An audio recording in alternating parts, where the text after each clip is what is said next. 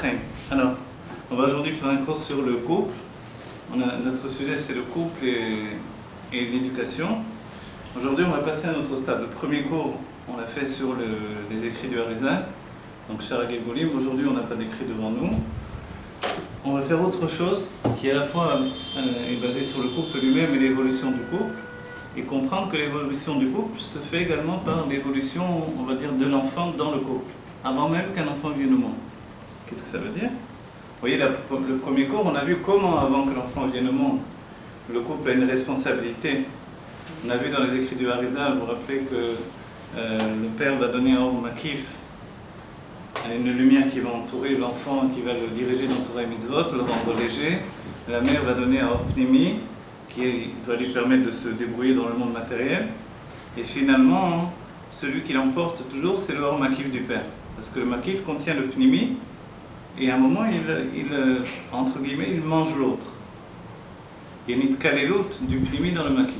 Voilà, je le dis comme ça de manière rapide. Aujourd'hui, ce que l'on va voir sur le couple lui-même, c'est l'évolution du couple. L'évolution du couple, elle commence, peut-être des sujets qu'on a déjà abordés, mais on les voit aujourd'hui d'une manière, on va rajouter dans l'explication. L'évolution du couple, le couple, c'est d'abord un mariage. Le mariage, c'est deux êtres qui ont le libre arbitre, qui décident de s'unir. D'accord ? Il est dit de manière générale par les liens du mariage, voilà, c'est très clair comme expression. Quand on choisit. Ouais. En fait, oui, le Rabbi nous dit, pourquoi quand le père et la mère donnent un enfant au monde, ils sont appelés associés avec Dieu. Shutafim, a priori, c'est Dieu qui fait tout, même la vie du père et de la mère vient de Dieu. Et l'enfant, évidemment, il vient de Dieu. Alors pourquoi ils sont appelés Shutafim, des associés avec Dieu, à un tel degré qu'il est précisé ce que chacun va donner dans l'enfant, parce que, donc, ils ont le libre arbitre et ils pourraient ne pas s'unir. Ils pourraient décider de ne pas avoir d'enfant. Comme ils pourraient décider de ne pas avoir d'enfant, on va dire le plus simple, c'est de ne pas se marier. Le plus, on va dire, moins simple, plus moderne peut-être, c'est décider de ne pas avoir d'enfant, même en étant marié. Voilà. Donc en réalité, le fait d'avoir décidé d'avoir un enfant, c'est du libre arbitre du couple, puisqu'il y a des parents qui qui ne veulent pas d'enfant. Vous voyez ? Donc en fait, dans cet ordre d'idées là, on comprend bien qu'on est associé avec Dieu. Le fait d'être associé signifie que l'on porte en nous également une part de divinité, parce qu'on ne peut pas faire une association avec des gens qui ne sont pas à partie égale, on va dire, d'un certain point de vue. Même si certains donnent un peu moins d'argent que d'autres, l'apport d'argent est quand même essentiel. Ça sous-entend que sans cet apport d'argent, ça ne pourrait pas être réalisé. On comprend dans l'explication du Rabbi que si le couple décide de ne pas apporter d'argent, forcément, il ne pourra pas donner naissance. L'argent, et j'ai dit ici, parce que l'argent c'est le kesef. Kesef, c'est le plaisir. Si le couple n'a pas décidé d'avoir du plaisir dans le fait d'avoir des enfants, alors il ne pourra pas apporter la naissance d'un enfant. Et c'est à double sens. Parce que le terme de kesef, en hébreu, ça veut dire kisufim, se languir. Et se languir de quoi ? De Dieu. Mais on voit bien que dans le couple, on se languit l'un de l'autre. Comme ensuite, l'enfant va se languir de ses parents. Et les parents vont se languir de leurs enfants. Vous voyez ? C'est quelque chose qui est installé. Il est précisé dans la Chassidoute qu'on ne peut rien faire sur ça.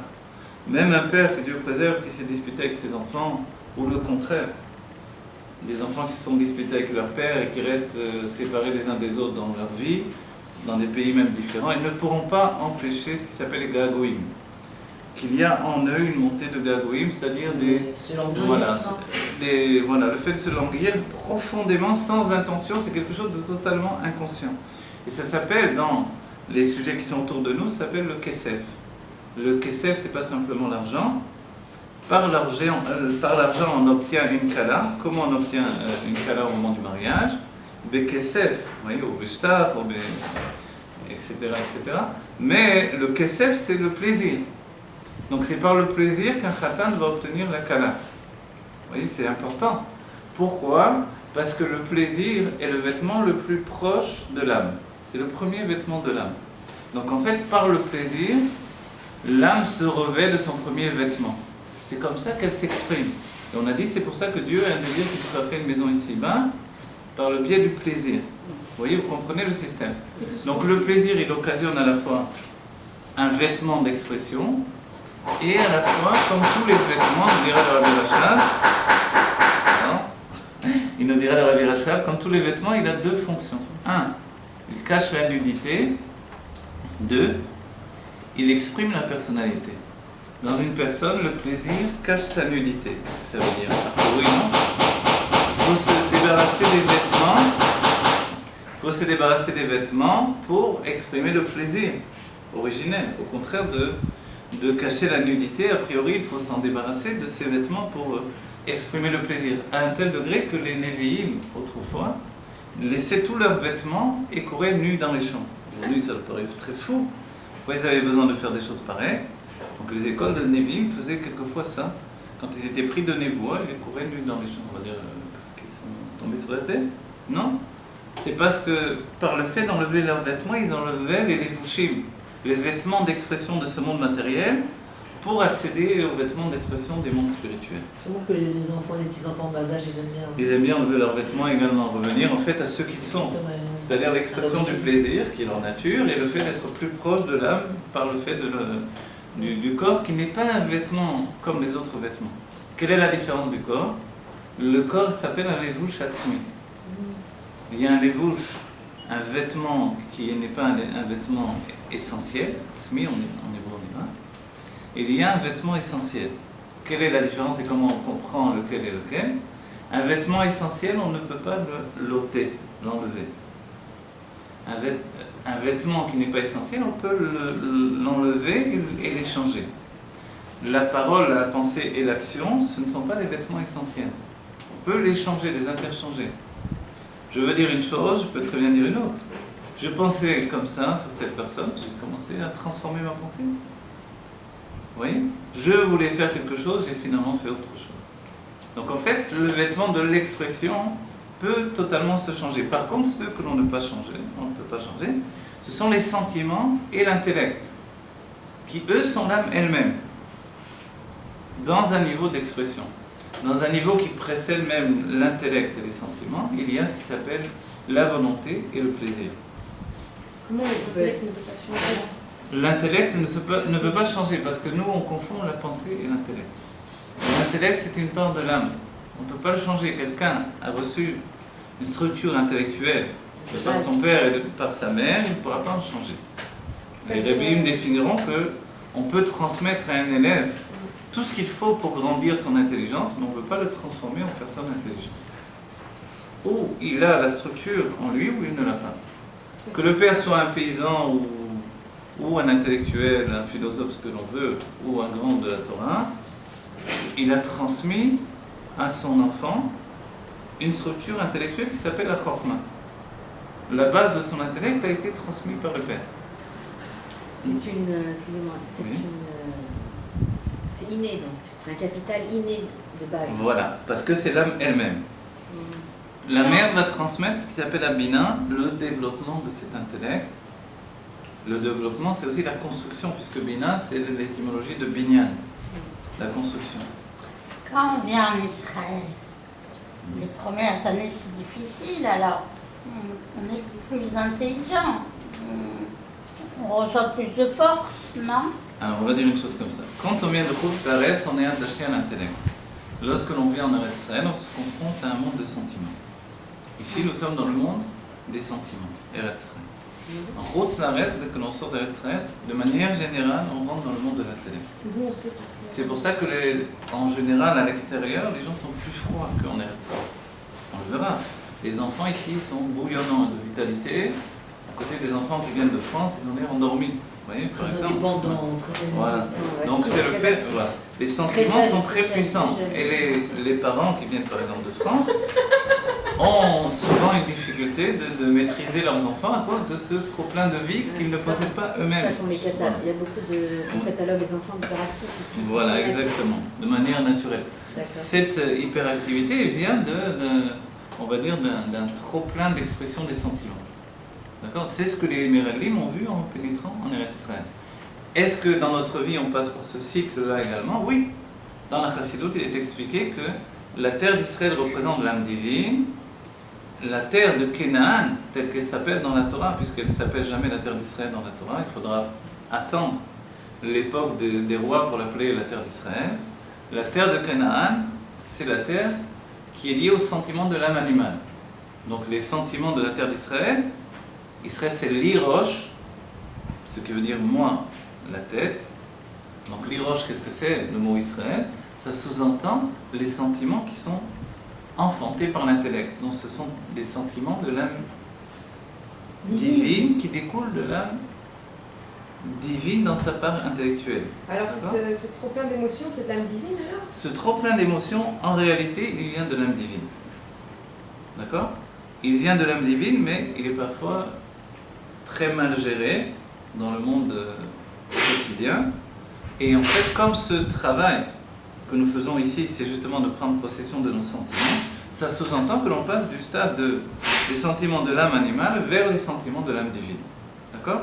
Donc ce n'est pas que l'on vient au monde directement avec l'expression des sentiments de l'âme divine, mais on doit attendre un moment de la naissance, le moment de la naissance de l'intellect, la bar mitzvah ou la bad mitzvah, pour commencer à prendre possession des sentiments de l'âme divine. Pourquoi? On va dire comment ça se fait. Pourquoi en attendant on n'a eu que les sentiments de l'âme animale? Vous voyez? Parce que tant qu'il n'y avait pas la naissance de l'intellect, ce qui s'appelle le date, qui fait le lien entre l'intellect et les sentiments, l'intellect ne pouvait pas enfanter les sentiments puisqu'il n'était pas né lui-même dans l'expression. Vous comprenez? Du moment que l'intellect se dévoile, il peut enfanter les sentiments. Tant qu'il ne s'est pas dévoilé, il ne peut pas enfanter les sentiments. Donc, en attendant, nous avons les sentiments de l'âme animale. Pour les tzadikim, qui sont nés tzadikim, qui ont une influence d'un père tzadik, plus sain, avec des makifim de tzadikim, comme on a vu dans le cours précédent, dans ce cas-là, ils ont une expression de leur âme nefesh hativit, une âme naturelle et non pas une âme animale. L'âme animale viendra du fait de profiter du monde de la matière et en fait d'exagérer. Et exagérer, c'est vite fait pour un enfant. Un enfant, il exagère tout le temps dans le monde de la matière, donc forcément, il met en avant son âme animale qui va prendre possession de son être. D'accord? Je veux, c'est sur les paroles et sur les de l'enfant. Est-ce qu'on reçoit plus d'intellect finalement en se construisant en Israël? Alors oui, ce qui est étrange, et c'est pour ça qu'une grande partie de la Torah vient de Chutz La'aretz. On va dire comment ça se fait que Dieu a organisé que la Torah est venue essentiellement de Chutz La'aretz. Le Talmud vient de Chutz La'aretz essentiellement, même s'il y avait le Talmud Yerushalmi. Vous voyez, même la Torah a été donnée en Chutz La'aretz, elle a été donnée dans le désert. Donc on va dire comment ça se fait tout ça. Même Yaakov Avinu, qui a donné naissance au peuple d'Israël, l'a fait en Chutz La'aretz, pour que justement il y ait une base intellectuelle dans le peuple juif et qui permette d'enfanter les sentiments de l'âme divine. Autrement, on n'aurait eu que des sentiments de l'âme animale. Et c'est ce qui a terrifié les Meraglim de rentrer en Eretz Israël et de voir les sentiments de l'âme animale, auxquels ils n'étaient pas préparés, puisqu'ils étaient passés par un cycle d'expression des sentiments de l'âme divine uniquement. Vous voyez? Donc, oui. Quelque part, c'est prévu ce plein d'émotions en Eretz Israël pour être canalisé par la Torah, justement, peut-être. Alors oui, Si le on est plein dans la d'émotions, Torah, exactement. Si Dieu nous confronte aux sentiments, c'est parce qu'il doit y avoir ce qui s'appelle un tikkun amidot, une réparation de nos sentiments. Chez Chabad, on n'en parle pas tellement, pour dire la vérité, parce que c'est Bédéram Mimélé, les Rebbe m'ont dit, toute la chassidut, c'est un tikkun amidot, une réparation de nos sentiments. De ce fait-là, on ne va pas mettre l'accent dessus. Qui plus est dans la branche intellectuelle de la chassidut, alors on mettra l'accent sur l'intellect qui lui va enfanter des sentiments. Et il y a un passage qui nous exprime ça. Les filles Sichlo Yeulal Ish. Vous connaissez ce passage? D'après l'intellect, Yeulal c'est entendu dans le sens il va élever. Le Ish ce sont les sentiments. Vous voyez? D'après l'intellect, on va élever le Ish. Le Etzreim dira que comment il dit Racham, attendez. Adat ma'avir et amaim shemegadlim et ailan. Le dat fait circuler les eaux qui vont grandir l'arbre. L'arbre, le ilan, c'est un arbre qui va donner des fruits. Donc le dat, il véhicule en fait les eaux qui viennent de la chokma, donc par l'expression de la bina, et qui vont grandir en fait les sentiments dans la personne, qui sont comme un arbre. Vous voyez? Donc notre vie, elle est comme ça. Et notre vie, elle est aussi bien avant le mariage, la préparation qui doit se faire au mariage, pendant le mariage, la préparation à la naissance des enfants, on va dire, mais le travail sur le mariage de par lui-même, dans le couple, en considérant ce que chacun est et comment chacun se trouve à sa place en particulier, et le fait que ce travail personnel dans le couple va apporter la naissance des enfants qui sont en fait on va dire entre guillemets, la corporisation des sentiments. On va préciser les choses, on revient sur quelque chose qu'on a dit assez souvent qui est important. D'après le Zohar, il est dit que la première union du couple va donner ce qui s'appelle un roi. Le Zohar dira roi chez Shavik, la Baala. Le Baal, le mari, a donné à sa femme un roi. On dit que le roi, qu'est-ce que c'est? Ce sont des sentiments. Le roi, c'est la part des sentiments de l'âme. C'est lié au monde de Yetzira, vous voyez, de manière générale. Le roi, ce sont les sentiments du père qui vont être transmis à la mère. Pourquoi? On revient aussi à des choses que j'ai enseignées souvent. L'âme, un couple, c'est ce qui s'appelle une neshama qui est séparée en deux. D'accord? En deux, ce n'est pas exactement moitié-moitié. C'est plutôt un quart, trois quarts, ou un quart, deux quarts, si on peut dire. Et oui. la majorité, elle est pour qui? La majorité de l'âme, c'est celle de l'homme. De l'homme. Voilà. L'homme possède ce qui s'appelle 6 mesures de sentiments, la femme possède ce qui s'appelle la royauté, une seule mesure d'âme. C'est pour ça qu'elle peut sentir un vide avant le mariage, parce qu'elle n'a qu'une seule mesure d'âme qui s'appelle la malchout. La malchout, c'est l'expression. Elle peut exprimer, mais à un certain moment, elle conçoit qu'elle exprime un vide. Elle ne peut pas exprimer un infini sans avoir reçu de son côté non plus. Vous voyez. Donc ce qui lui a été transmis par son père, d'accord, c'est la base même de l'âme qu'elle possède, à un moment elle commence à s'épuiser. Elle a besoin de recevoir maintenant toute la part des sentiments qui lui revient de son mari. Donc on a compris qu'un enfant va avoir 6 mesures de l'âme, un garçon, et une fille, une mesure de l'âme. On va dire, mais c'est pas... Et comment ça se passe du côté de l'homme avant qu'il reçoit... L'homme, lui, il est dans ses 6 mesures de sentiments, il est comme un chien fou, entre guillemets. Les sentiments, Il y en a trop, quoi. sans expression, ce sont des sentiments qui fonctionnent à vide. Parce que C'est vous une avez- machine qui fonctionne, qui fait rien du tout. Vous avez dit du côté de la femme c'est un manque, et du côté de l'homme c'est trop. Du Voilà. côté de l'homme, c'est pour ça que je vous ai dit l'expression un chien fou, c'est une expression des sages en fait. Ah, je- Qu'est-ce que c'est ce chien fou? C'est le fait que le chien, on dit qu'élève, c'est coulolev. Vous voyez? Pourquoi on s'attache à un chien? On est tous portés de manière naturelle à s'attacher à un chien. Même ceux qui disent non, etc., on peut se faire Il y a une avoir attirance facilement. pour les chiens. Pourquoi? Parce qu'en fait, il est basé sur le lèvre. De la même manière, on peut se faire avoir également par Ishmaël, par les Arabes. On peut s'attacher très facilement aussi à un Arabe. Pourquoi? Parce qu'il met en avant le cœur. Et on se fait avoir tic-tac comme ça, par des ouvriers, par des trucs, etc. Parce qu'ils savent directement nous attraper. Alors tout de suite, on doit se reprendre et pas se laisser avoir. Parce que comme le chien, l'arabe est dangereux également. Pour nous. Je parle de manière générale dans le sens de l'islam, etc. Mais c'est sa nature qui est comme ça, ouais, à part exception. Il y a des juifs dans tous les pays, dans tous les peuples. D'accord. Maintenant, le chien, pourquoi un jeune homme peut être comparé à un chien? C'est un chien fou, dans le sens où il n'y a que le cœur qui le dirige. Et il n'a pas de tête, dira le Etzrem. Qu'est-ce que ça veut dire, il n'a pas de tête? Il a bien un intellect, il a étudié à l'école, il a étudié à l'Yeshiva. Donc il a bien un intellect pour étudier, il peut être même très intelligent. Mais son intellect est toujours lié à ses sentiments. Donc il n'est jamais objectif. Il ne pourra être objectif que par le travail du mariage, quand il va arriver véritablement à une élévation qui va être obtenue par l'étude au sein même du mariage et par la confrontation avec un être différent, sa femme. Mais j'ai entendu que quand un homme se mariait, pourtant il y avait une Yerida Non? Après, dans l'étude, je sais pas quoi. Ah oui, ça c'est parce que maintenant il a une... forcément, mais avant même, c'était une discussion des sages dans l'Agmara. On nous dit qu'un homme ne peut pas étudier tant qu'il n'est pas marié. On nous dit, mais attends, comment il va pouvoir étudier après être marié quand il aura un boulet accroché au cou? Alors on dit, qu'est-ce qu'il faut faire? En fait, il faut étudier avant et après.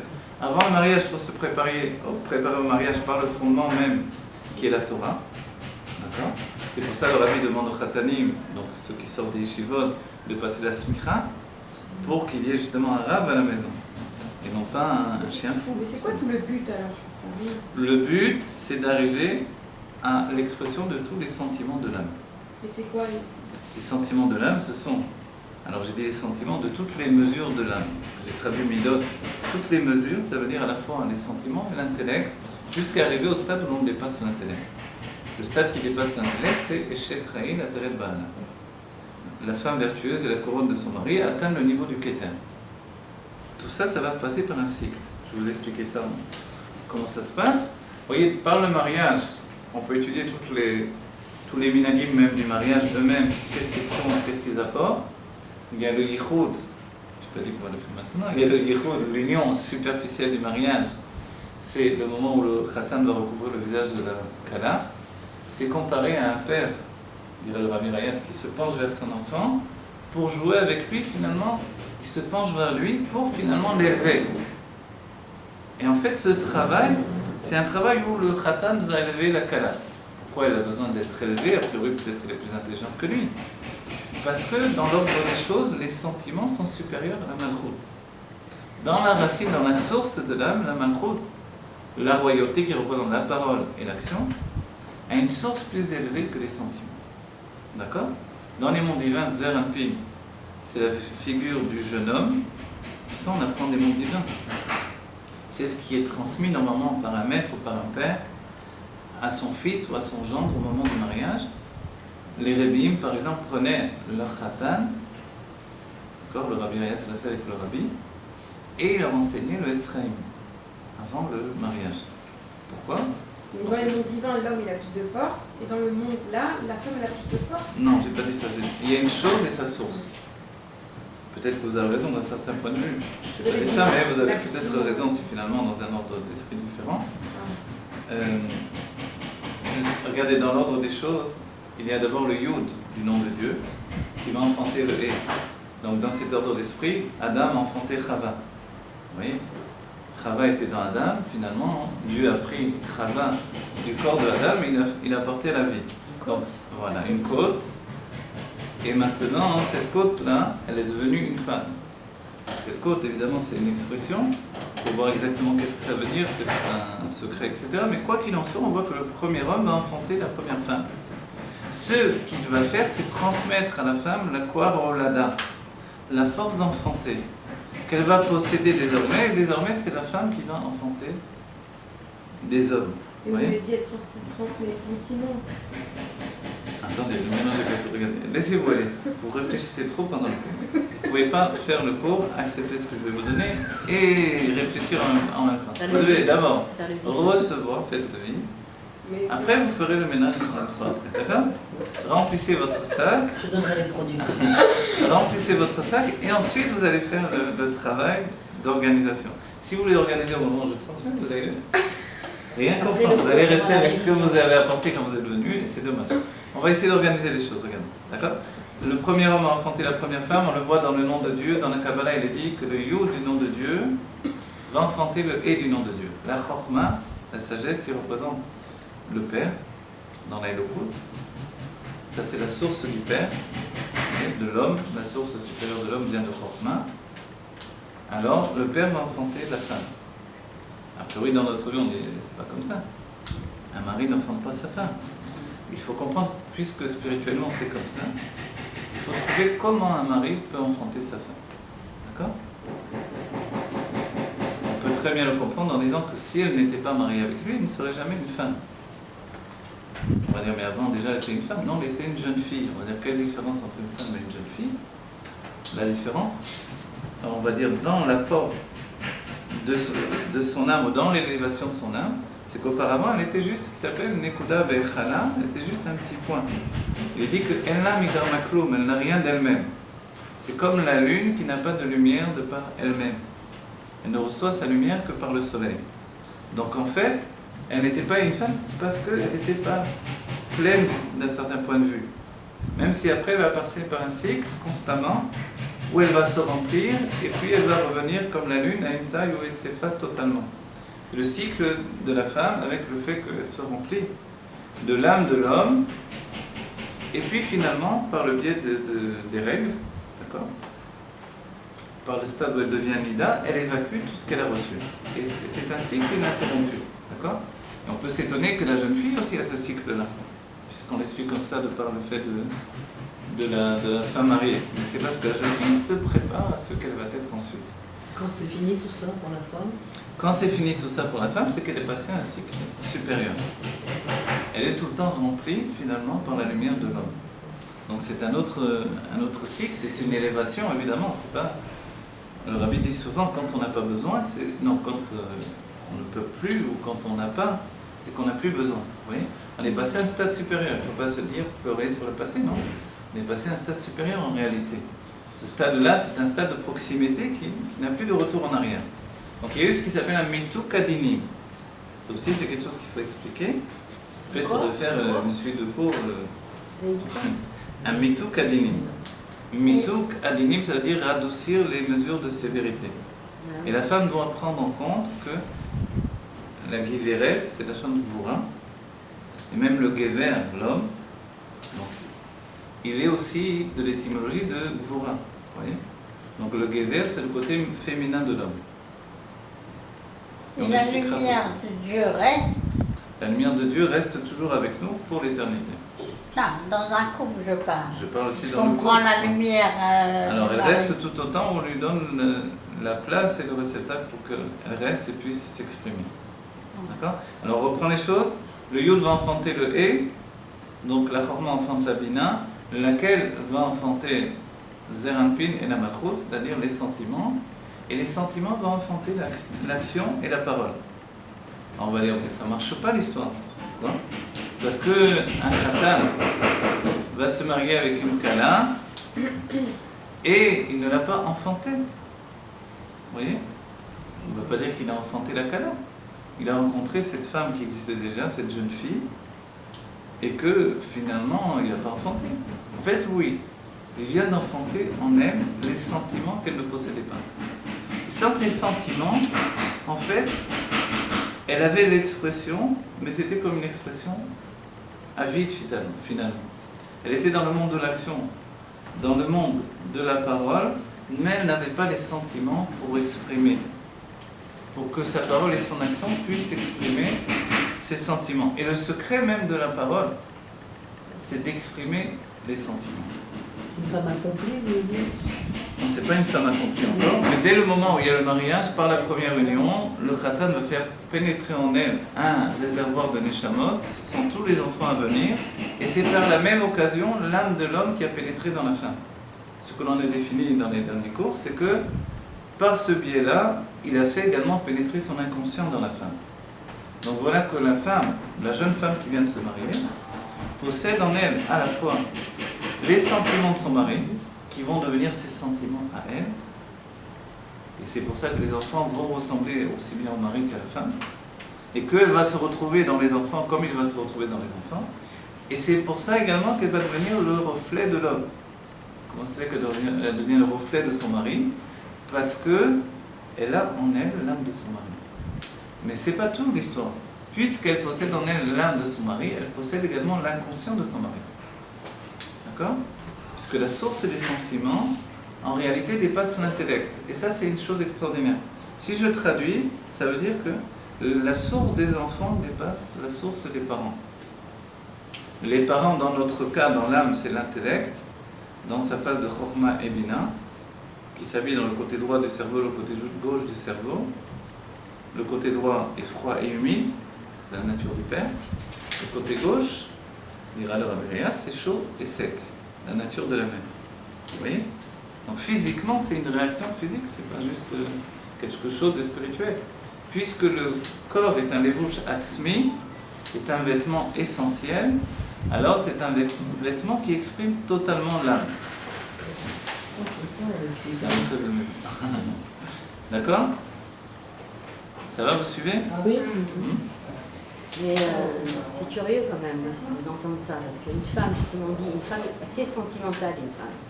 Mais pas uniquement quand elle arrive à être mariée, qu'elle devient mariée. Une femme en général, comme elle est bina, elle est dans l'émotion, donc elle est sentiment. Mais on apprend que c'est l'homme qui transmet ces 6 mesures de sentiment à la femme. Donc ça me fait bizarre, moi. Ça fait bizarre, je veux dire plus que ça. Alors d'abord, on fait... Quand elle se mariait très jeune, c'est ok, parce que on se dit la femme, elle se marie tellement jeune qu'elle avait déjà pris les sentiments de son mari, les unités de mesure de sentiments. Et de nos jours, on voit des femmes qui sont sentimentales, émotionnelles. C'est ça qu'on dit toujours, que c'est la différence entre une femme et un homme, justement. L'homme, il est plus cartésien, plus carré. Alors, vous avez raison, mais il faut préciser. Et en fait, on le précise rarement. Mais ce que l'on dit que la femme est sentimentale, en fait, dans la Kabbalah, c'est faux. Ce que l'on accorde à une femme des sentiments, c'est ce qui s'appelle l'Aïkbalou de la Bina. Donc, c'est de l'intellect, en fait. C'est le côté de l'émerveillement de l'intellect. Ce qui apparaît dans le monde comme les sentiments de la femme, mais qui n'est pas sentimental. Et vous verrez que ce qui spécifie, alors ça se dit en français, ce qui spécifie, ça se dit ? Oui. Voilà, ce qui spécifie voilà, la caractéristique de la femme, c'est cette faculté de s'émerveiller. Ce qui ne se trouve pas du tout chez l'homme, en fait, ou très peu. Vous voyez ? L'homme n'est pas du tout. L'homme a très peu en lui le système de l'émerveillement naturel, on va dire. L'émerveillement provoqué, il peut le posséder, même une âme de Asiya, mais on a dit que finalement ça ne va pas s'attacher à son nature. Alors d'où vient le fait qu'il peut s'émerveiller? Vous vous rappelez qu'on a étudié que même une âme de Yetzira, donc une âme sentimentale, ce qui provoque chez elle l'émerveillement, c'est qu'elle est attachée à l'intellect également. S'il n'y a pas d'intellect, il n'y a pas d'émerveillement. Donc en fait, ce que le monde traduit, et les rabbinim aussi qui ne le précisent pas tellement, vous voyez, de manière générale, on dit que la femme est plus sentimentale, de manière générale, on dit que l'homme est plus intellectuel. Donc ça marche au niveau général. La Torah, elle est pauvre à certains endroits, elle est riche à d'autres endroits. Quand on va préciser, on précise que en réalité, la femme est de nature intellectuelle directement. D'accord ? C'est bizarre parce qu'elle elle est de nature intellectuelle, elle est Gévora, alors que moi, a priori, pour moi, tout le contraire. Oui, mais c'est parce que justement ce que l'on voit dans le monde, c'est pas comme ça que Dieu a créé les choses. De la même manière, vous voyez, la force physique de l'homme, c'est le côté féminin de l'homme. Alors que tout le monde entier pense que c'est ça l'homme. Le musclé, Rambo, il vient comme ça avec Moshe Rabbeinu qui disait à un moment donné qu'il était comme une femme. Ah oui. Je sais plus, je sais pas, je connais pas. Non, quoi qu'il en soit, le côté. D'ailleurs, vous voyez, David Ameller, la force physique de David Ameller était une force féminine, totalement. C'est-à-dire féminine, toute sa force à la guerre, etc. Il était vraiment une force terrible. Il tuait d'un seul coup de lance, il tuait 100 ennemis. La lance est transpercée sans ennemis, 100 soldats comme ça. Parce qu'elle vient de la Gvora, de la Malchout. La Malchout, c'est un côté féminin par excellence. Vous voyez ? Donc en fait, tout ce niveau-là, ce que le monde appelle finalement, a l'impression que ça c'est l'homme, c'est le Géder, en réalité c'est le côté féminin de l'homme. Vous voyez que tout est faussé, je vous montre ça pour vous dire que tout ce que vous voyez dans l'expression, c'était exactement le côté faussé des choses. Donc qu'est-ce que le côté masculin de l'homme ? Au contraire, c'est la forma. C'est le côté vraiment sentimental qu'il a eu peur pendant des siècles de dévoiler, de peur de passer pour une mouillée, une ouvrière, etc. Mais en réalité, c'est comme ça qu'il est. Et tant que l'homme, l'individu homme, pendant des siècles, n'a pas voulu démontrer ses sentiments, il est passé à côté de son tikkun, de sa réparation. Vous voyez ? Et dans notre génération, on voit que les hommes veulent dire leurs sentiments et qu'ils en ont marre ils en ont marre de faire croire au monde entier qu'ils n'ont pas de sentiments. Comme ça, quand un homme veut pleurer, pourquoi pleurer ? Voilà, on verra chez les sadikim, mais ce n'est pas pour pleurer. Oui, ils pleurent naturellement, que ce soit, ils expriment leur amour. Mais voilà que les hommes normaux qui pensent qu'ils doivent toujours prouver leur force, s'interdisent de pleurer, s'interdisent de... Mais on voit qu'à notre époque, les choses changent, ont changé et continuent à changer. Et c'est normal, parce que, arrivé au bout de l'exil, n'oubliez pas, il y a 2000 ans de Tohu, le monde a été créé. Ensuite, 2000 ans de Torah qui a commencé par l'époque d'Abraham Avinu. Donc on a entamé les 2000 ans de Yimot HaMashiach, des jours du Mashiach. Vous voyez ? On a entamé depuis longtemps, puisqu'on a dépassé les 5000, les quelques, etc. On arrive vers les 6000 maintenant. Donc, on est totalement dans les jours du Mashiach. Donc dans ces jours du Mashiach, forcément, l'individu juif veut atteindre sa perfection. Et sa perfection passe par le biais de ce qui s'appelle finalement le tikkun amidon. Mais même si on ne parle pas de tikkun, qu'est-ce que ça veut dire tikkun ? Le tikkun amidon ne peut s'obtenir que par l'intellect. Tant qu'il n'y a pas d'intellect, les midot ne peuvent pas atteindre leur tikkun. Ça va? Et les femmes divorcées, elles restent madame ou mademoiselle? Elle reste madame, évidemment. Il Ouais. est dit qu'une femme monte avec son mari, elle ne descend jamais. Même après le Et divorce. c'est ce qui fait les qualités d'une jeune fille. Elle va garder les sentiments Une jeune du fille, mari. avant son mariage, comment ça se fait qu'elle peut être maintenant supérieure à bien des femmes mariées? On voit des jeunes filles qui sont exceptionnelles. D'accord? C'est parce que tout ce qu'elle a obtenu de son mariage précédent, dans sa vie précédente, elle ne va jamais le perdre. Vous voyez? Et a priori, c'est un acquis qui sera avec elle. C'est même une halakha dans le Rambam. Aïcha Olaim Ba'ala Vena Yovedet, la femme s'élève avec son mari, elle ne descend pas. D'accord? Donc le Rizal le Mais compte si on veut oublier comme, le passé. concrètement. Il n'y a pas de question d'oublier, vous ne pouvez pas oublier. On ne parle pas d'oublier ou de se rappeler, on parle d'être. Ah, Elle est un niveau de l'âme qui est passé par une évolution qui ne date pas d'aujourd'hui. Vous voyez, c'est une évolution constante de niveau en niveau d'une vie à l'autre. D'accord? Donc c'est là où l'on découvre qu'une jeune fille, avant le mariage, peut être extrêmement élevée. Vous avez bien compris? Bien sûr. C'est pour ça qu'elle ne doit pas aller se morfondre et pleurer sur sa situation. À savoir que maintenant, ce qu'elle attend en réalité, c'est que son mari qui se trouve dans le monde retrouve son niveau. Parce qu'il se peut qu'entre-temps, il ait perdu de niveau. Il ait perdu son niveau. Parce que l'homme, lui, il monte, mais il redescend également. Il peut tout perdre, il doit tout regagner. Parce qu'elle, elle ne redescend jamais. Donc elle a besoin d'attendre qu'il retrouve son niveau. Par l'étude, par son étude. Par son étude, par son travail dans la Vodat Hashem. Et à partir de là, ils vont pouvoir s'élever encore de niveau en niveau. Ça va, vous avez compris ça, c'est essentiel. Les femmes, elles viennent plus de quel monde? Est-ce qu'il y a des... C'est-à-dire la femme, quand elle va arriver en tant que femme, elle est issue de façon majoritaire de quel monde? Est-ce qu'il y a Non, elles viennent de tous les mondes, je vais vous dire. À tous les parce mondes, que, comme les hommes? ouais, de tous les mondes, parce que les maris viennent de tous les mondes. Et que la femme ne revient d'une vie à l'autre que pour son mari finalement. Comme elle ne vient que pour son mari, donc elle vient du même monde que son mari dans toutes les situations. D'accord? Elle ne vient dans ce monde-là. C'est une grande question dans les livres de Kabbalah. Est-ce que les femmes se réincarnent ou non? Alors, on va dire pourquoi les femmes ne se réincarneraient pas. Alors on dit oui finalement, mais en réalité elles ne devraient pas avoir besoin de se réincarner, donc de faire des Giboulim. Pourquoi? Parce qu'elles n'ont pas l'obligation d'étudier toute la Torah et de faire toutes les mitzvot. Donc elles reviennent en Giboul pour le mari, pour lui permettre de s'élever de vie en vie. Parce qu'il ne peut pas s'élever tout seul. Voilà. C'est pas que la femme est accessoire au mari, c'est au contraire. Complémentaire. Voilà, elle est essentielle. Essentiel, indispensable. Voilà. Essentielle dans le sens de... Elle est son essence en fait.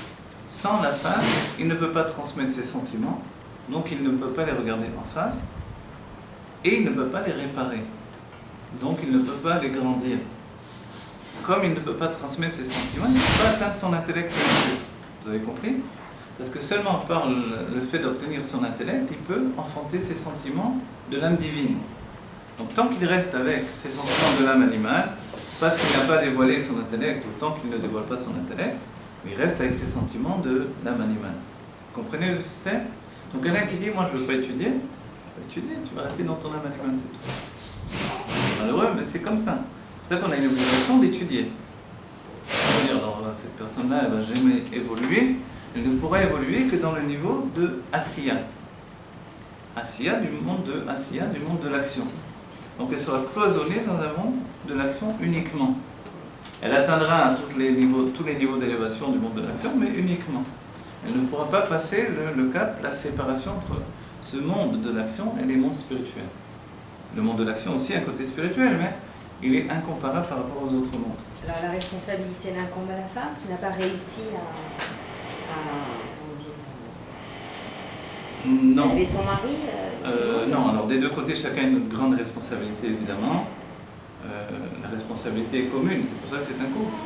Un couple, c'est vraiment que l'on fonctionne à La deux. femme, elle vient pour élever le mari, donc si elle n'a pas réussi, que la mariée est restée sur son âme animale et dans ce monde, donc elle a quelque part, elle a échoué alors. Elle a échoué, effectivement. Elle a échoué. Si elle en a pris conscience, que lui n'en a pas pris conscience, que lui, il ne sait pas qu'il faut évoluer dans son âme. Un avantage sur lui. Si elle prend conscience. Si elle prend conscience, celui qui prend conscience des dieux, de Dieu, ouais. Quand Dieu nous fait prendre conscience de quelque chose, forcément, on a un avantage sur l'autre. Comme on dit, un homme averti en vaut deux. Quoi.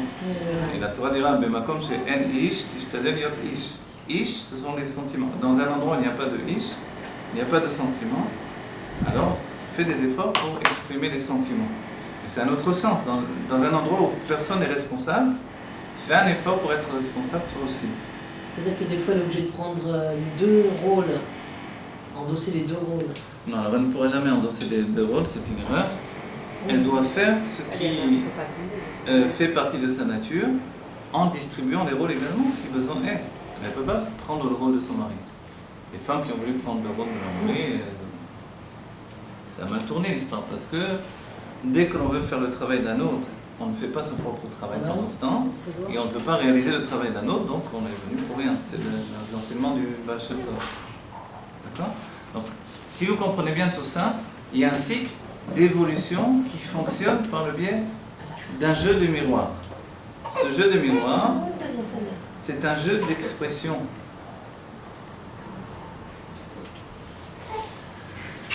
Est-ce que tout le monde comprend ce que je dis? Oui, bien sûr. C'est pour les français.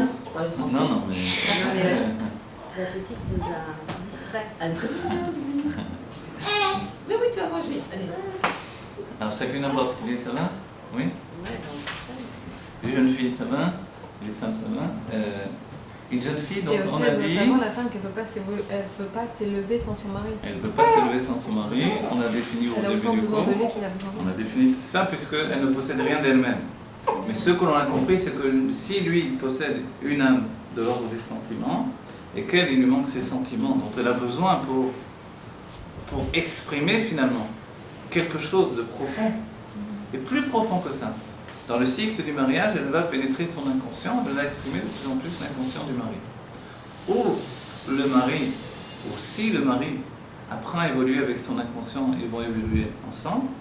S'il se bute à travailler contre son inconscient, alors il va recevoir son inconscient de la manière dont les sages ont défini Im Zacha. Zacha, c'est aussi s'il a mérité, mais ça veut dire aussi si c'est purifié. Alors, il est dit Ezer, Kened, Im lo Zacha, voilà, Kenegdo. Il est contre lui, la Nourazaken dira comment elle l'aide en étant contre lui. Contre lui, ça a le sens de en n'étant pas de son même avis. Contre le son, il y a Pas que contre son Yitzhara, mais en lui donnant une mabat différente. Une Un vision regard, différente. une vision différente, un regard différent sur la vie, tout le temps. Ah oui. Ce regard différent, soit il le prend en compte, soit il ne le prend pas en compte. S'il ne le C'est prend là pas en où- compte, il ne prend pas en compte également le développement de son âme au-dedans de la femme, qui est la bina, donc il construit son âme en fait. Vous comprenez? Quand vous dites que la femme, elle est la bina, c'est le niveau supérieur de la femme. C'est qu'elle va construire l'âme du mari. Donc sa construction à lui viendra de sa femme.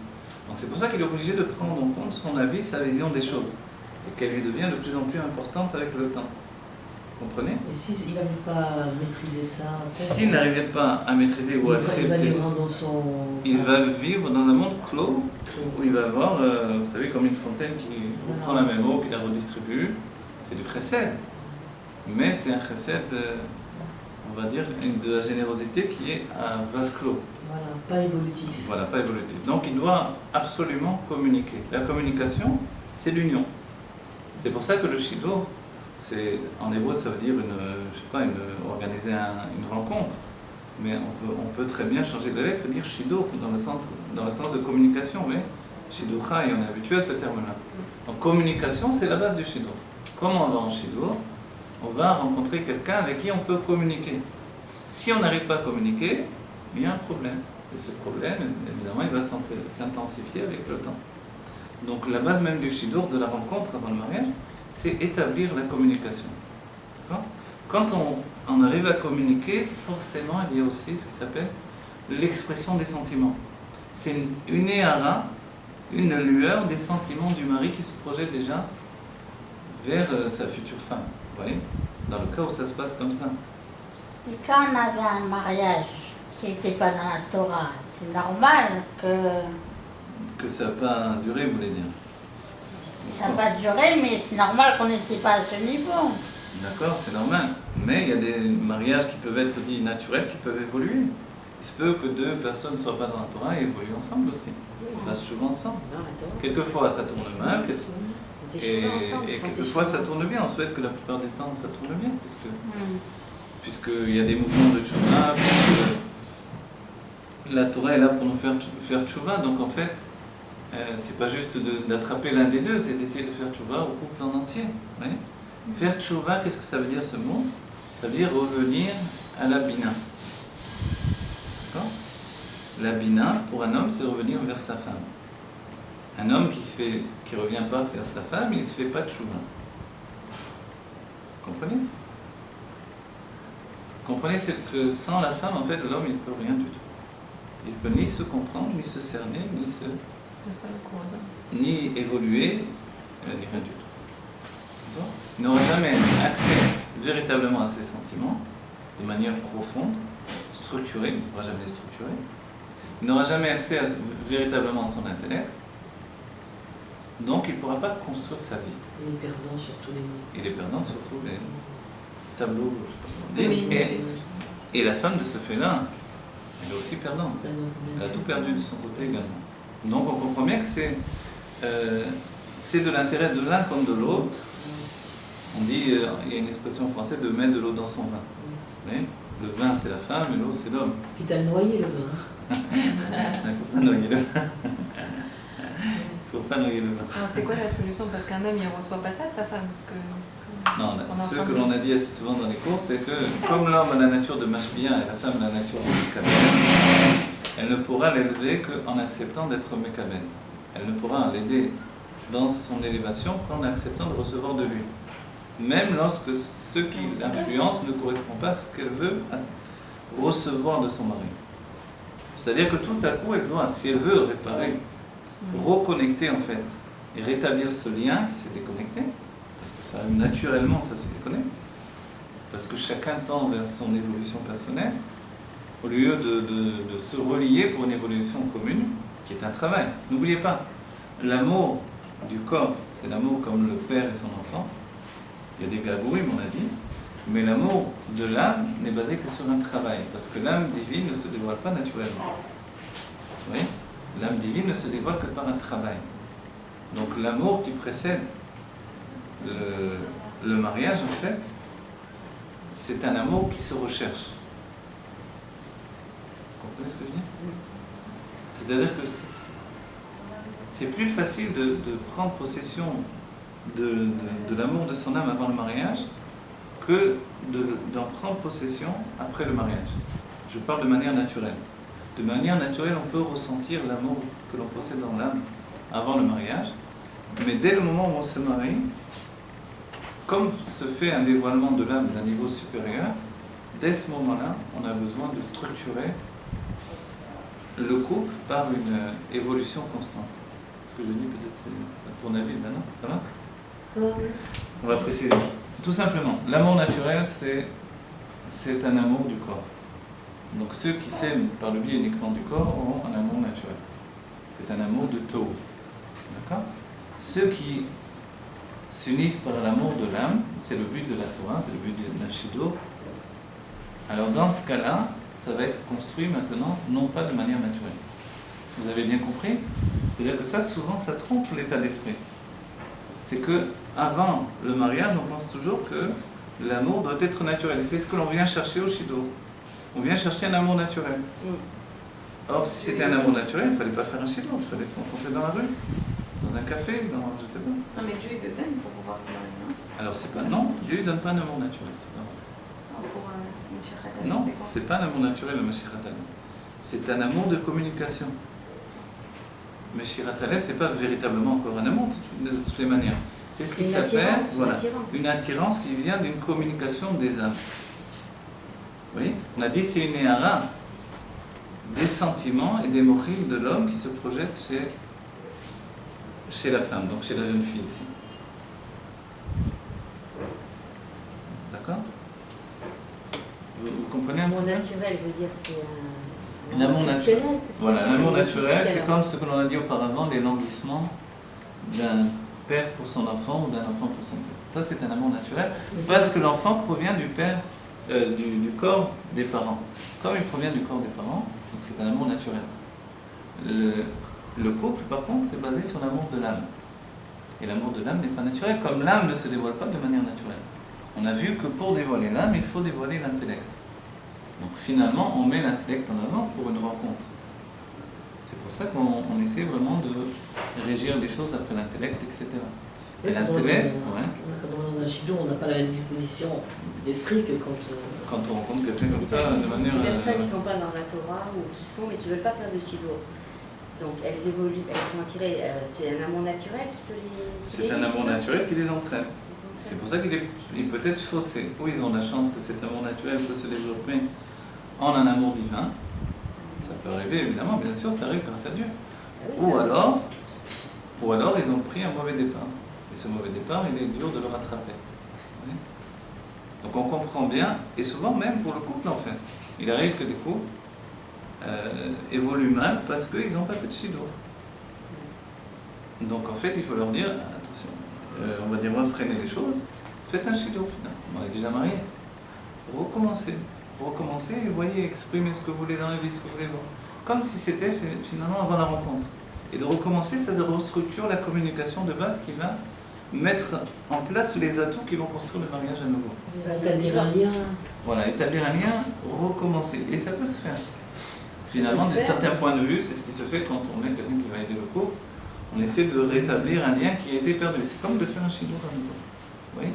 Donc ce préliminaire au mariage, si on n'a pas eu auparavant, très souvent on a besoin de l'avoir ensuite. D'accord ? Même si auparavant il était il est toujours incomplet, il est toujours superficiel d'une manière ou d'une autre, puisqu'on ne se connaît pas vraiment, il est toujours inapproprié, il est toujours trop rapide, il est toujours, etc., etc. Et il y a une notion d'imperfection évidemment, puisqu'il y a trop peu de temps pour véritablement se connaître avant le mariage. Combien de shidorim le moyen de le faire? Combien de shidorim? Ce qui est bon, c'est de faire 3 rencontres, c'est le mieux. C'est le mieux. Quand il y a besoin, on fait plus. Mais normalement, le mieux, c'est de cette manière-là. Oui. Jamais décider à la deuxième rencontre. Même quelqu'un qui a le coup de foudre des deux côtés, la première rencontre, il faudra se revoir à nouveau avant de prendre une décision. Oui. Et finaliser par une 3e rencontre. Mais c'est arrivé. Dès la première rencontre, c'est décidé. C'est une chazaka, le 3e? La 3e, c'est une chazaka, évidemment. Mais il y a des cycles. La première fois, on voit ce que l'on veut voir. La 2e fois, on voit ce que l'on a vu. Et la 3e fois, on voit ce que l'on voit. Vous voyez ça? Vous avez compris? La première fois, on voit ce que l'on veut voir. Et c'est souvent trompeur. Et quand on arrive la 2e fois, on voit ce que l'on a vu. C'est-à-dire, on se rend compte que ce que l'on a vu ne correspondait pas du tout à ce que je vois maintenant.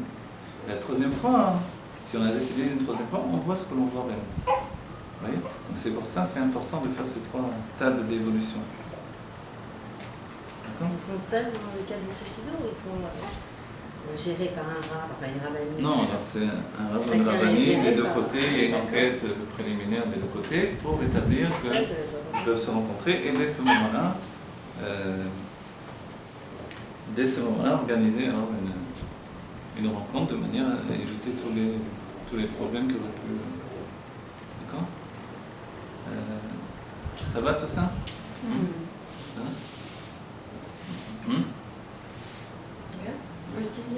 Non, dites. Je vous ai pas dit ça tout à l'heure pour vous envoyer promener. Hein? Non, je sais. Ah non. Non, je vous ai dit pour vous. Non, je sais, j'ai rien. Non. Ça va, vous comprenez tout? Vous assimilez tout? Oui? Non? Vous savez pas? Alors, vous voulez qu'on fasse une révision là, de ce que l'on a vu? Non, ça va, c'est bon, continue. Non, je suis là pour vous, je ne suis pas là pour donner des enseignements comme ça. Regardez, je résume un peu une chose après l'autre. Si vous avez bien compris, où se place la jeune fille avant le mariage, elle se place dans la royauté. La royauté, c'est pas rien. La royauté, c'est le rabbi. Vous comprenez? Comment ça, le rabbi? Le rabbi, c'est la royauté, c'est le roi d'Israël. Vous croyez pas que c'est rien du tout? c'est l'expression. Où est la force du roi dans la parole? Le roi dit, et on fait sa volonté. Donc en fait, la femme, la jeune fille avant le mariage, elle se place dans le niveau essentiel. La source de la malchoute est élevée plus que tous les autres niveaux, plus que Chokma. Mais le roi, c'est pas Hachem. Le roi c'est Hachem, mais nous aussi on est appelés fils de roi ou roi également. Donc la royauté c'est un côté féminin. La jeune fille avant le mariage, elle est dans l'état de royauté. Et le rabbi, il est le tzaddik. Le rabbi est tzaddik qui est dans un état de royauté, comme Moshe Ah, Rabbeinu aussi. qui était considéré comme un roi. Vous voyez? D'accord, si vous avez compris, le jeune homme où il se trouve, il n'est pas dans la royauté. Il est dans quoi? Il est dans les sentiments. À l'inverse de l'idée habituelle qu'on a des choses. Il est dans les sentiments.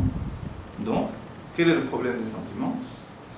Le problème des sentiments, c'est qu'ils ne se comprennent pas eux-mêmes. D'accord? Les sentiments s'expriment sans se comprendre. Ils s'expriment à vide, d'une certaine manière. Mais ils expriment toujours des sentiments. Mais quand ces sentiments n'ont pas le langage pour s'exprimer, en fait, ils n'ont rien. C'est tôt. Ils sont dans le taux tant qu'ils ne sont pas dans le tikkun. Le tikkun ne peut passer que par le mariage.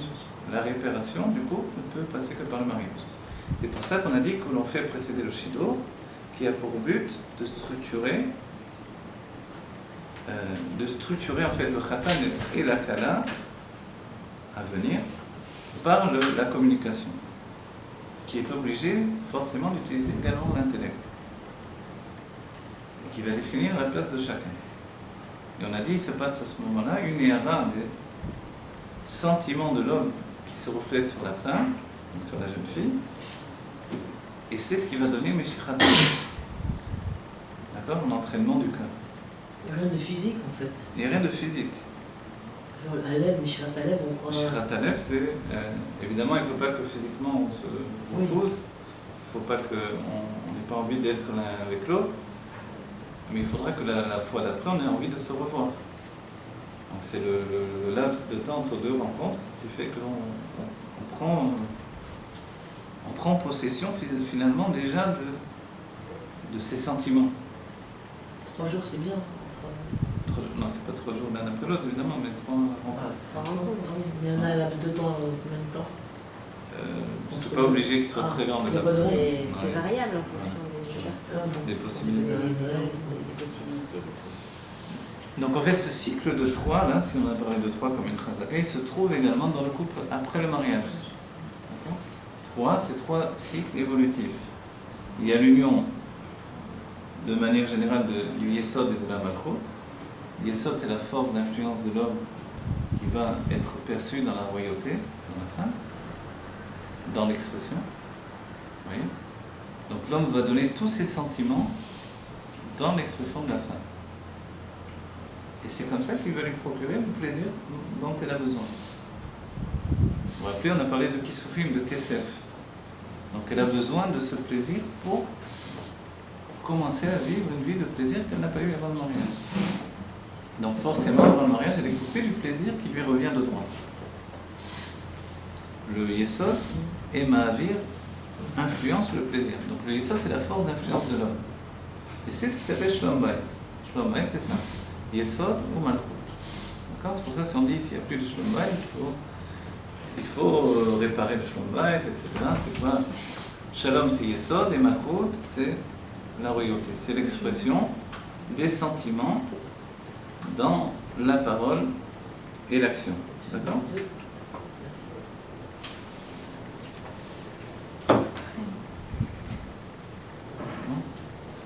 Après ce premier niveau d'union, deuxième niveau d'union, ça va être l'union dans les sentiments eux-mêmes. La femme va s'élever dans la Gvura, l'homme va s'élever dans le Chesed. Ça va être une union de Chesed et Gvura. Cette union de Chesed et Gvura, ça va être la confrontation dans le couple.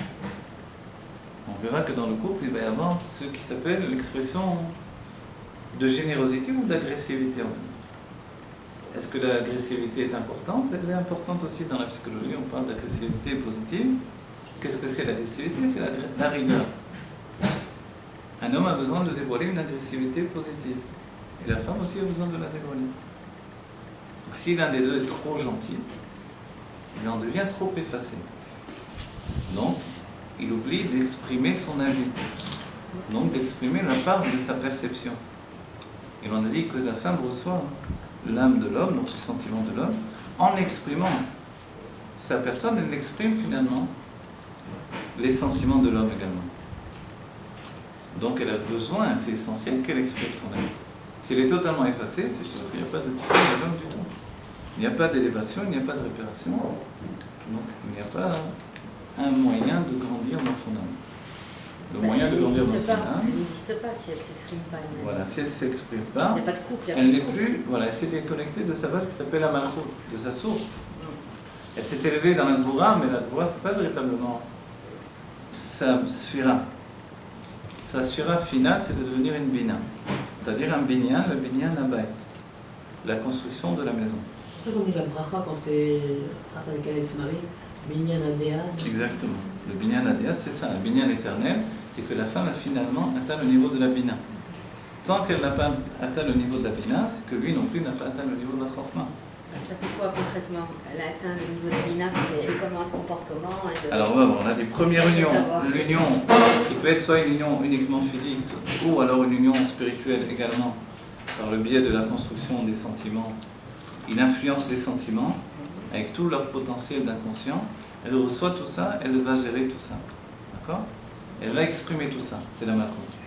Donc confronté à cette expression, ils vont chacun se grandir. Lui, il va grandir dans le bitachon, dans l'expression, et elle va grandir dans la gvura, dans le hod d'abord.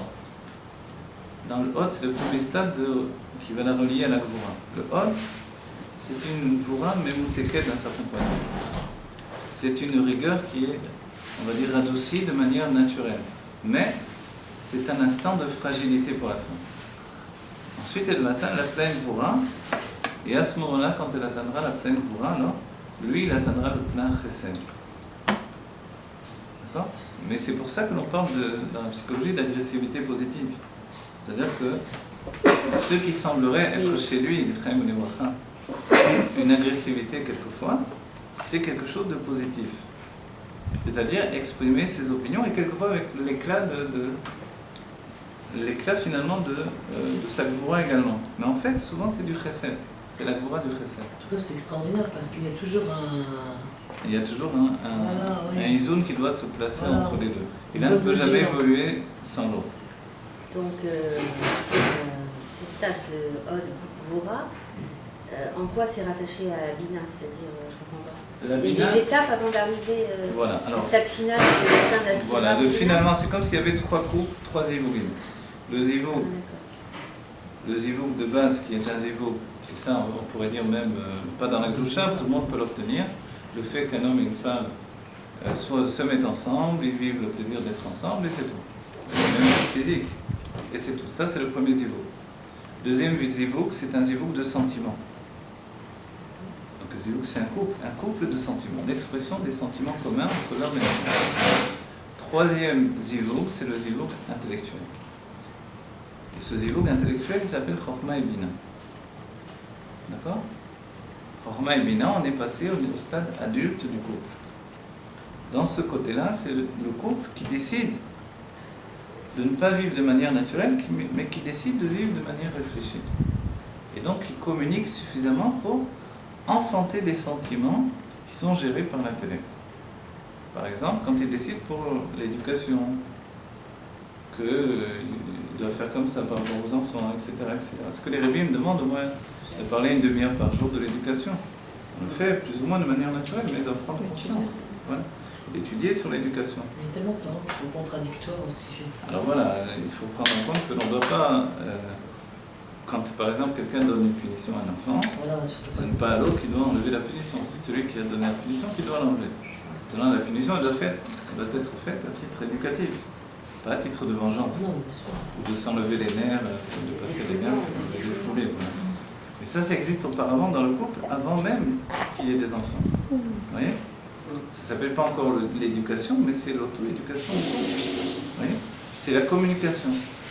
On peut communiquer de manière à sortir de soi tous les nerfs que l'on a sur l'autre, où on peut communiquer de manière constructive. Constructive. Voilà. Ce qui n'empêche pas d'avoir de la passion dans la communication. Et que quelquefois, on s'emporte un petit peu, mais on est capable de gérer cet emportement et on prend conscience qu'il est bon. De la même manière que pour un enfant, on ne doit pas vouloir qu'un enfant ne s'énerve jamais. Celui qui soumet l'enfant, qui l'empêche de s'énerver, il tue une part de l'enfant, qui est l'agressivité positive de l'enfant. Donc il va le tuer dans son œuf. Donc au contraire, il doit dire j'accepte que tu t'énerves, tu as le droit de t'énerver, mais tu as tort de te conduire comme ça. Oui, tu as le droit de t'énerver, c'est normal que tu t'énerves. Voilà, je comprends que tu t'énerves. C'est-à-dire qu'il a le droit, c'est important que les parents donnent à l'enfant le droit de s'énerver également. Donc il comprend qu'il a une identité libre. Il construit sa personnalité. Voilà. Et que donc il n'est pas, Voilà. il n'est pas mis de côté, il n'est pas écrasé, il ne doit pas se. Et dans ce cas-là, il saura que dans sa vie, s'énerver, ça correspond également à une part positive de son être. Oui. C'est-à-dire s'énerver, il va le faire de plus en plus de manière harmonieuse. C'est affirmer son point de vue, tout simplement. Et affirmer qu'il a droit à recevoir ce qui lui revient, ou quoi que ce soit, etc. Voilà. Comme donner le droit à l'enfant de casser les jouets, d'animer les jouets à un certain stade. Il y a des parents qui ne supportent pas. Et s'ils n'ont pas cassé, détruit les jouets avant, ils ne pourront pas être reconstruire, faire des constructions avec des bases. Vous voyez ce que je veux dire? C'est important ça dans l'éducation. Le rabbi dira également qu'on ne doit pas avoir peur que les enfants déchirent des livres qu'on leur a donnés, même des livres de prière. Parce que ensuite, quand ils seront plus grands, alors ils les respecteront. Voilà, on leur rachètera d'autres qui vont tout déchirer Mon finalement. fils, voilà le grand, il prenait un tabouret et puis on est tout le temps dans les livres et il les ouvrait, il les déchirait. Voilà, les enfants déchirent les Et quoi, et maintenant les livres. Il est dans les livres Maintenant aussi. il fait respect. C'est pour ça que je vais acheter des livres. Là. Achète-toi des nouveaux. Il a dans les livres. Donc il faut passer par toutes les étapes. Et on ne doit pas. On doit respecter suffisamment l'individu pour comprendre qu'il est une âme à part entière. Et là aussi c'est important puisque le sentiment que l'on a, c'est que c'est un morceau de mon être. Que c'est moi qui ai priorité sur cet être-là. Vous voyez ? Donc en fait ça va jusqu'au fait que les parents veulent imposer leurs propres rêves à leurs enfants. Je voulais être docteur, il doit être docteur. Je voulais être je sais pas quoi. Donc en fait non. C'est une créature à part entière avec tout son développement personnel, une âme à part entière, donc elle doit évoluer. D'accord ? Donc dans le couple également, on doit découvrir comment l'autre est différent de manière positive et comment cette différence de la femme apporte à l'homme une élévation, comment cette différence de l'homme permet à la femme une élévation. Vous voyez ? Donc tout ça, ça se comprend dès le moment du Shido. Parce que l'on se confronte immédiatement à quelqu'un qui n'est pas comme moi. Il n'est pas comme moi dans sa sensibilité, il n'est pas comme moi dans son évolution, il n'est pas comme moi dans ses rêves. Donc en fait, est-ce qu'on peut accepter de vivre avec quelqu'un qui n'a pas les mêmes rêves, qui n'a pas la même évolution et qui n'a pas le même système d'expression aussi? En fait, tant qu'on n'est pas prêt à ça, forcément, on peut faire un millier de shidduchim, on ne va pas évoluer. Donc on doit accepter que l'autre est différent. Différent mais complémentaire. D'un certain point de vue, voilà, il est complémentaire parce qu'il est différent. S'il ne serait pas différent, il ne serait jamais complémentaire. En fait, ouais, plus on accepte la différence dans le couple, plus on l'accepte dans les enfants. Voilà, plus on va accepter également dans les enfants à venir. C'est pour ça que l'éducation commence par le couple lui-même. Avant, le meilleur terrain d'entraînement à l'éducation des enfants, c'est évidemment le couple lui-même. La différence qui fait grandir, vous voyez ? La différence qui nous permet d'évoluer, la différence qui va falloir structurer. On peut transmettre une structure, on ne peut pas transmettre une nature. Vous voyez ? La nature, c'est l'âme elle-même. Donc je ne peux pas vouloir que l'âme soit autre que ce qu'elle est déjà. Et c'est là l'une des grandes erreurs de personnes qui ne sont pas préparées à des rencontres, qui vont à un shido, qui vont à des rencontres et qui veulent absolument que l'autre soit comme elles veulent. Donc qu'est-ce qui se passe à ce moment-là ? Voilà. Un Comme idéal. elle ou Un idéal. que l'idéal de l'âme animale s'est projeté sur l'autre. Donc forcément. Et dans le premier cas, la première rencontre, il peut très bien arriver que l'on ne voit pas l'autre. Comme quand quelqu'un a trop bu, il a tendance à voir l'autre personne comme la personne de ses rêves. Quand il se réveille le matin, il se retrouve en face d'une personne qui n'est pas du tout cette personne-là. Vous voyez ? Donc en fait, au moment du shidur, le fait qu'on projette sur la personne un idéal de l'âme animale, ça peut entraîner finalement de ne pas véritablement voir l'autre personne. Pour voir l'autre personne, il il faut être objectif. Pour être objectif, il faut mettre en avant finalement son intellect. D'accord? On va dire, mais comment on peut mettre en avant son intellect quand on est le garçon dans les sentiments et la jeune fille dans la macro de la royauté qui est juste la parole et l'action. En fait, il est évident que les deux portent un intellect et plus que ça, chacun à ce moment-là, comme les âmes maintenant peuvent se rencontrer, on peut faire appel à la source de l'âme. Et c'est dès que des âmes se rencontrent, même s'il n'y a pas encore un mariage des âmes, compte tenu que les âmes peuvent s'unir avant le corps, bien avant, il peut y avoir ce qui s'appelle l'expression de la source de l'âme, ou dans d'autres termes, des makifim. Les makifim, c'est ce qui va entraîner la Mashiach Lev. Les makifim, c'est comme l'inconscient, qui en fait perce depuis l'âme de l'homme vers la femme elle-même, vous voyez? Donc en fait, ça, il faut le générer, il faut le laisser s'exprimer. Mais tout à la fois, il faut surveiller, puisque ces makifim, ils peuvent venir de l'âme animale également. Donc en fait, c'est là où il faut essayer de mettre l'intellect en avant. Donc le désir, c'est que par l'intellect, on discute, on communique. Dès le moment où il y a une communication, on peut enfanter également des sentiments de l'âme divine. Et que ces sentiments de l'âme divine apportent ce qui s'appelle une Meshichat Lev. Il est vrai que la plupart des personnes ne sont pas du tout